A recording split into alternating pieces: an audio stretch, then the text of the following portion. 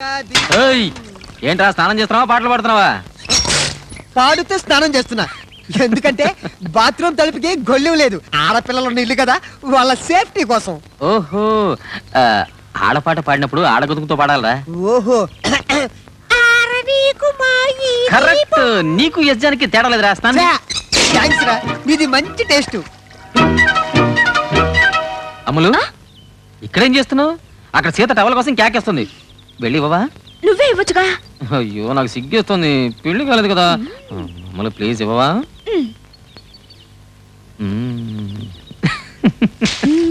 అక్క అక్క,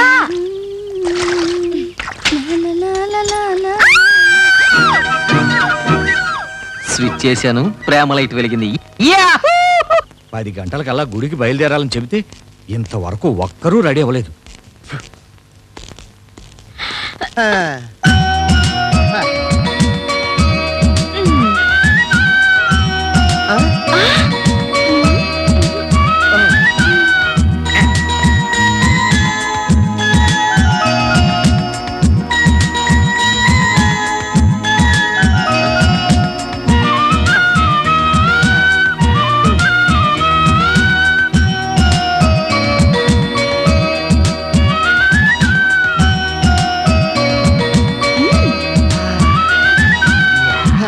బండి పట్టాలెక్కింది, ఇంకా తాళి బుట్టి జెండా ఊపేయచ్చు. అమ్మ, ఇక్కడ ఏం చేస్తున్నావు? అక్కడ మీ నాన్న నడుస్తున్నాడు పదా. డార్లింగ్ సీత, నేనే డ్రెస్ వేసుకుంటే బాగుంటుందో చెప్పవా? నీ అందానికి ఏ డ్రెస్ వేసినా బాగుంటుంది. తొందరగా రెడీ అవ్వు. జస్ట్ 1 minute రా.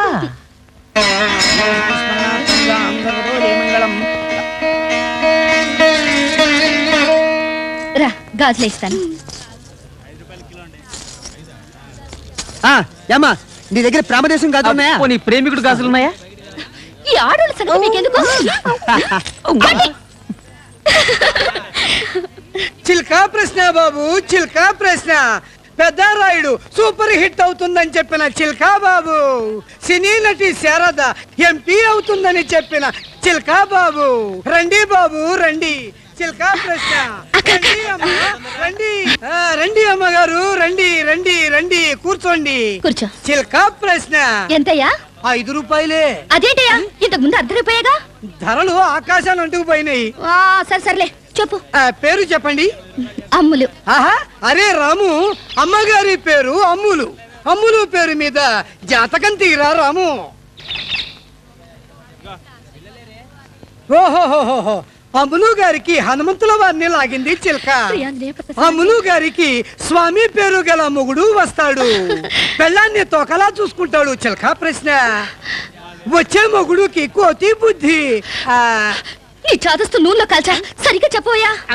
పేరు స్వామిది అయినా కోతి బుద్ధి లేనివాడు. అమ్మయ్యా, ఏం చెప్తాడో చాలా భయం వేసింది నాకు.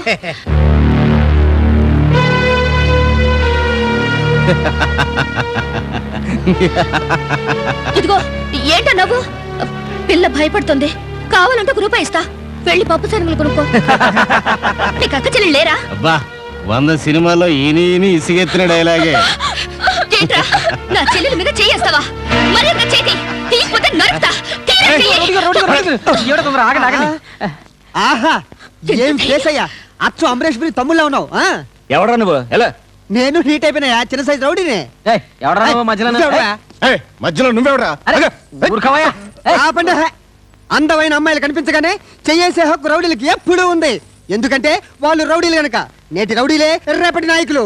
కాబట్టి మహాజనులారా, రౌడీస్ని ప్రోత్సహించవలసిన బాధ్యత మన మీద ఉంది, మనల్ని ప్రోత్సహించవలసిన బాధ్యత రౌడీల మీద ఉంది. అందువలన ముందుగా మిస్టర్, నువ్వు ప్రోత్సహించవయ్యా. ఇంచు. నేనా? చంపుతా. అక్కడ చంపోయా. గుడికొచ్చిన భక్తులారా, ఇప్పుడే ఇక్కడే ఈ ఊర రౌడీలకు మాకు మధ్య జరిగే భయంకరమైన ఫైట్, క్షమించండి, మా వారికి మధ్య జరిగే భయంకరమైన ఫైట్ ఫ్రీగా చూసి ఆనందించండి. ప్రస్తుతానికి నా మైక్ పట్టుకోండి. అబ్బా,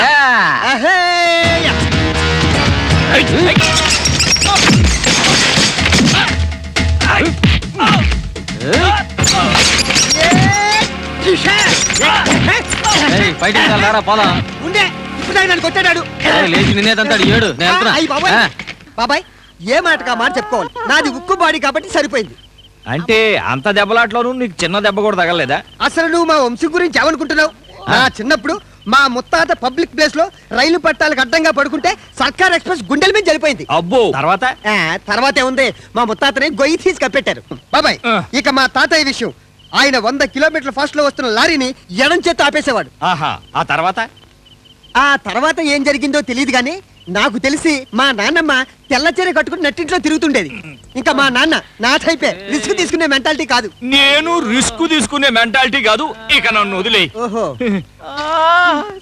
అయ్యో అసలు ఉత్సవంలో ఒరిజినల్ గా దెబ్బలు తిన్నది నేను. ఇమేజ్ పోతుందని తగలేదని చెప్పాను. ఇంచక్క కాపడాల సీరు మిస్ అయ్యాను. అడ్డడ్డడ్డడ్డడ్డే. అబ్బో అమ్మో అత్తో. ఏయ్, దెబ్బలు నాకు తగిలితే నువ్వు వరుస్తావేంట్రా? అప్పుడు తగిలిన దెబ్బలు ఇప్పుడు బయటపడ్డాయిరా. ఇన్నర్ పెయిన్స్, కౌకు దెబ్బలు. అమ్ములు అలా అమాయకంగా చూస్తావేంటి? కాపడం ఎలా పెట్టాలో అక్కడ చూసి నేర్చుకో.